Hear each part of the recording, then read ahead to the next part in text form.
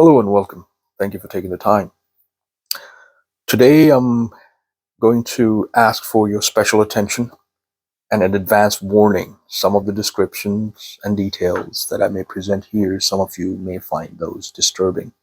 So viewer and listener discretion is advised. Today I would like to talk about my home country, a country called Pakistan.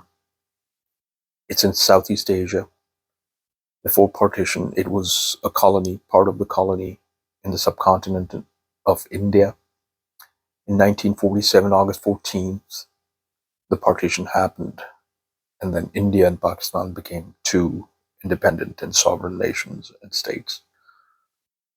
Since then, Pakistan has been a part of the global society, a close ally with the United States instead of its eastern neighbors, China and Russia. In history, whichever prime minister or politician has tried going close to China or India has either been assassinated or has been brought down as a result of regime change operation. And all of this has been done by the West, mainly by the United States. Most recently, what happened was there's a name called Imran Khan. You might want to Google it to see who Imran Khan is. He's a former cricketer, a captain, a cricket player, a celebrity who helped Pakistan win the World Cup of 1992 of cricket. After that, which he retired, entered the world of politics, and made his own party called Pakistan Tehreek-e-Insaf, PTI, or Pakistan Movement for Justice. Slowly and steadily, after 25 years, he became one of the most prominent leaders, political leaders in Pakistan. His party won elections and made a minority government. Those elections were questionable as well, which to this day are still being questioned as to why he got a minority government when he was the most popular politician. Long story short, when he was the prime minister, an interview was carried out by HBO when the anchor asked him in that interview that if America asks you for military bases in Pakistan, will you say yes to that? To which he responded, absolutely not. From that day, that answer became his fault. His charge for whatever happened afterwards, he paid the price dearly. To this day, he's paying the price. His government was toppled by the bureaucracy and the army, which has always been involved behind the scenes in changing the governments and toppling democratic and democratically elected leaders and their governments. But this time, Imran Khan, after he was toppled, went into public. He gained traction in public. It became a movement. People started asking for answers. In this case, the army and the generals, the bureaucrats, everybody who was involved behind the scenes in this became scared, became concerned that this person is basically taking people, aligning them with his ideas, and he is basically building a bloc that will go against us. Prior to his government being toppled, he basically went to see President Vladimir Putin of Russia the very day when Russian forces entered Ukraine. But he basically went there and asked that we should basically be conducting dialogue with Ukraine instead of your forces entering Ukraine. To which President Putin replied and responded that we are open for dialogue only if Ukraine responds. That was one of his mistakes, and that is what was basically exploited by the army general specifically, who went running to Washington and then told them that he is basically planning to become a part of BRICS, the Eastern Bloc, and he's looking to align himself and Pakistan with China and Russia. So from that day, of course, it's the Biden administration, and President Biden never ever had any conversation with Imran Khan after being elected, despite that prior to President Biden, Prime Minister Imran Khan did meet President Donald Trump in person when he was invited, and Donald Trump called him his friend, which was another bone of contention for the Biden administration. So his government was toppled. A cipher was sent, a letter that was sent to Pakistani embassy, and Donald Liu, the famous character who delivered that message that you better get rid of this person, everything will be forgiven, or otherwise there will be trouble. There has been a lot of news and there have been a lot of independent stories done on this. You might want to Google it under The Intercept or Ryan Grimm, who is one of the prominent independent journalists who did a detailed story on this. So, coming back to the current situation, Imran Khan was arrested on false charges. He was being basically uh, defamed on Pakistani media with false allegations, false news. The picture was very much similar to what was happening with Donald Trump. The only difference is Donald Trump wasn't jailed on false charges. He faced the charges which were never proved and were never proven. As a result, he is now the president-elect. But for Imran Khan, all the false charges, false cases, even his marriage, a case was made that his marriage wasn't done right. He was abducted from court when he was appearing in court to face one of the false charges. He was abducted by the undercover personnel of Pakistan Army and put in jail. From that day, he is in jail. He is facing dire conditions. He's not fed properly. His jail cannot uh, be air conditioned or heated. So during summers, he was facing extreme heat. During winters, and right now, he's facing extreme cold. There's no proper food that is being served to him. The electricity and power to his cell is cut off. His cell is merely 8 by 5 feet, and it's a cold hell in winters and hot as hell in summers. The people who are basically appointed to guard him, to look after him, they are basically told not to talk to him. They're not allowed to leave the jail. They reside in the jail where there has been room made for them where they can rest. They're not allowed to see their families, and they're not allowed to talk to the media. Imran Khan does not have access to his lawyers, does not have access to his party um, members and the position holders. He doesn't have access to his lawyers. He's not being given any fair trial, one after another. The courts that are basically under the influence of these generals and this bureaucracy, they are being basically controlled, and they give verdict in the absence of Imran Khan. He was never given any chance to speak for himself and give his statements as to what's the actual reality of the cases that he's being and the charges that he's being accused of.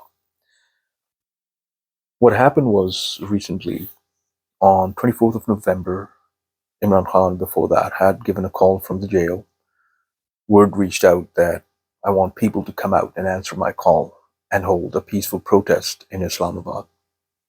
People came out, but by the evening of 24th of November, when people were being just simply rained upon with shells, tear gas, and rubber bullets, as if that wasn't enough, all of a sudden, close to 11 o'clock in the night, all power was cut off around the region of this protest where there were hundreds of thousands of people.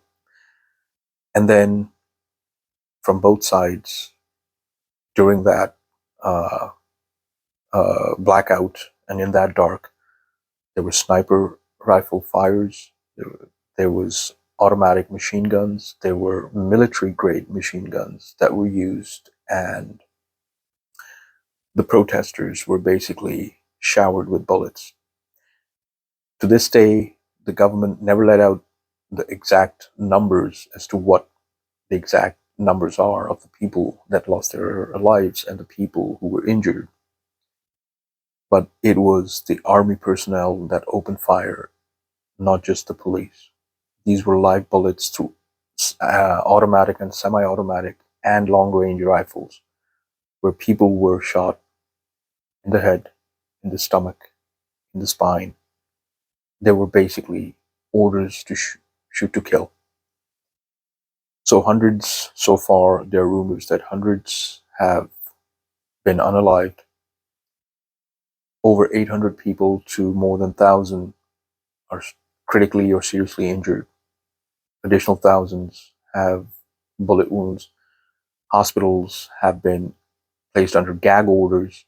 Doctors are not being allowed to release medical reports. They're not being allowed to talk to the media or press. They're not allowed to release the dead bodies to their relatives. What is being done is those bodies are being taken into custody by the military personnel and being loaded into trucks and helicopters and taken to unknown places. People who are injured, they are being abducted even while being in surgery with open wounds, and they are being abducted and taken to unknown places. So up to this day, this practice is continuing. The international media, BBC, CNN, every major channel, including Al Jazeera, have reported this. They have different numbers about people which have been unalived and people that have been injured, but this is still continuing. Now, here's where I insert my conspiracy theory. Before Donald Trump takes control and before Donald Trump starts acting on his policies, one of those are ending war in Ukraine, try and establish peace between Palestine and Israel, and to basically slip out of NATO, dismantle NATO, and start concentrating on the United States and the economy of the United States. Start working for the betterment of the people of the United States, the immigration status, the other crises that are basically hitting America. So the Biden administration and the deep state, they want war.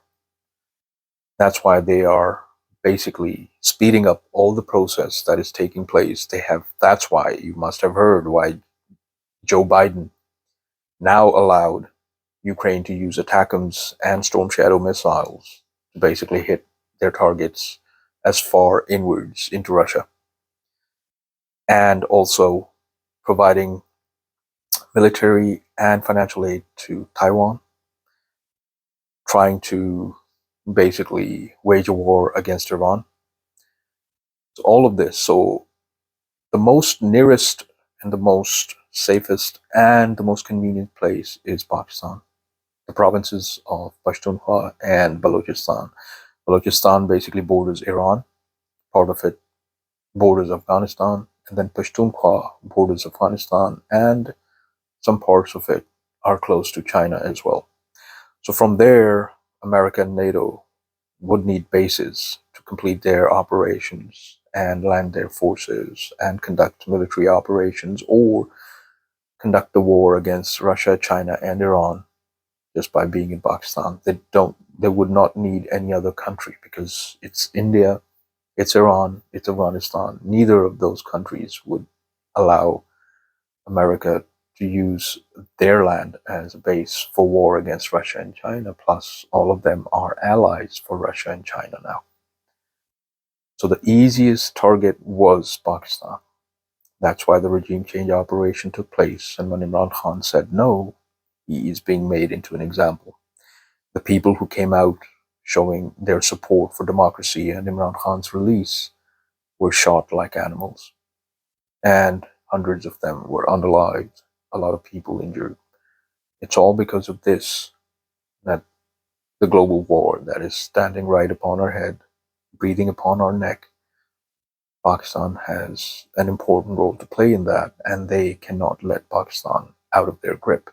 As it says in a book called No Exit from Pakistan, that Pakistan cannot be allowed to be stable, Pakistan cannot be allowed to prosper, because then it will be independent of our policies, and we cannot allow that. With this, I will ask you to share and comment as well and spread this word, because I want you all to pray for Pakistan, pray for world peace, pray for all those who have departed, have left us in the struggle to restore democracy all over the world. For now, I need all your support. Please help spread this word. Help raise voice to support the people of Pakistan and the establishment of democracy, the restoration of democracy, and release of Imran Khan. Till next time, thank you for watching. Thank you for your patience. Don't forget to follow here. Don't forget to like and subscribe on the YouTube channel. The link is in bio. Hope to see you all again. For now, signing off. Take care. Bye for now.